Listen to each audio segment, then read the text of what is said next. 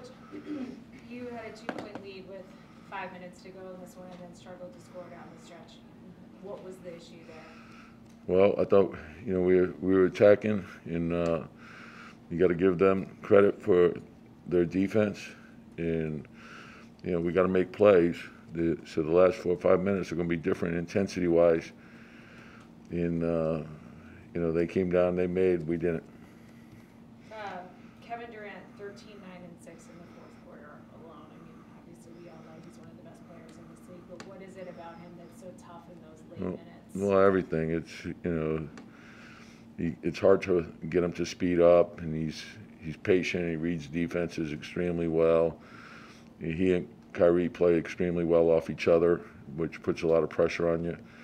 So you're going to have to make a second, third, fourth effort, and and sometimes you can guard them great, and they still have the ability to make or also create, high percentage offense for them. So I thought, the first half we did a lot of good things to build the lead. We didn't close the third quarter well, and then the start of the fourth we struggled, and we got ourselves, going okay, and then we didn't close the game, and you got to play 48 minutes against them.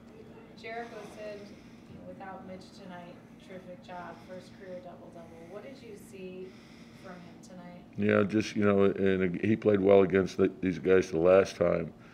So it's just because you're going to have to do more than one thing, his ability to, blitz a pick and roll or to hit, to get the ball out of their hands and get back to the basket, get back out, then offensively putting pressure on the rim, that's huge. And the rebounding was critical. We gave up we had a couple of situations in which we were pretty good defensively, got them to take tough shots, and then a couple times we ran in and the ball went over our heads, and we can't do that. Jericho had a play tonight where went up verticality on Drummond, forced the miss, verticality on KD, forced the miss, got the rebound. Was he capable of that earlier this year? He's gotten a lot better at it, yeah. So he's got great feet, he's got strength, the athleticism is terrific. We still haven't seen, the playmaking that in the paint that he has, but as time goes on, I think we'll see that he's a very good playmaker in the paint, and so we see it oftentimes where he'll kick out and he'll find an open guy, but he's comfortable with that. We had once, like they stripped us 3 or 4 times in the last couple of minutes. And some of those, I want to look at the film. You're going to get hit, but you're not going to get those calls. You got to understand the intensity at that point of the game is different. So you got to make sure that you get off the ball. Don't fight pressure with pressure. So if they collapse, boom, spray, hit the open man. And that's when we got on the run in the first half. Is we didn't hesitate with kicking the ball out, and they're gonna switch, and when they switch, you got to cut, and when you cut, then you got to make a play, spray. In the first half, you guys had 19 assists. Yeah. Is that just moving the ball and making Yeah. They made quick decisions and got into a good rhythm. Made some threes, attacked the rim. That's how you got to play. Good, solid, and again, I think he's learning. I get the same thing, he had a really good stretch where he drove the ball and really attacked the rim, and then he's in the fourth late. I want him to continue to attack like that. That to me that's one of his great strengths. You're not gonna finesse at that point of the game. Just attack the rim, and he's got that ability. So. He's making really good progress. I'm very pleased with him overall. When that stops, you're talking about with the offense, with off-ball cutting and things kind of slow down. Is that a product you think of just an experience? Some is you got to realize some of these guys are in this situation for the first time, so they're learning. And so I just want us to make the right play. We can live with you. Sometimes you can go drive pass, and you get a wide open shot and you don't make it. But you can live with it because and oftentimes when you do that, even when you don't make it, it leads to a second shot. So you can live with it's the right play, And so And that's the big thing, is just keep playing winning basketball. This team has done a lot of good things. From the All-Star break on, playing really good basketball. We didn't close the game out the way we would have liked, but I think we're moving in the right direction. And, I just want us to come in tomorrow, get ready for Washington. Just day by day, just concentrate on improvement. Young guys are really coming along. Tom, in the fourth quarter, the final 5 minutes, the offense, anything else you noticed about the offense? Is it just a case where they have a couple of superstars and... Well, that does help. but I love our young guys. I love what they're doing. I think they're getting better and better. And look, those guys over there were young guys at one point too. That's this league is part of it. You learn as you go. Trial and error is a big part of it. And so, they're Kyrie and Kevin, and you throw Patty Mills and Curry in there as well. And Drummond's an experienced guy, and those guys, you get that through experience. And so the more we go through it, the better we'll get at it.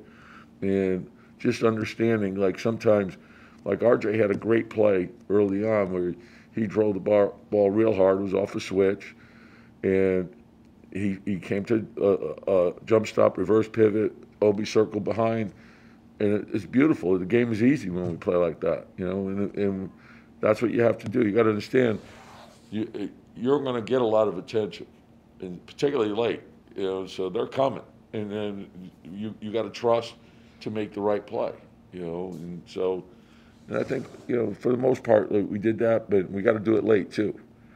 What'd you think of the looks RJ got tonight?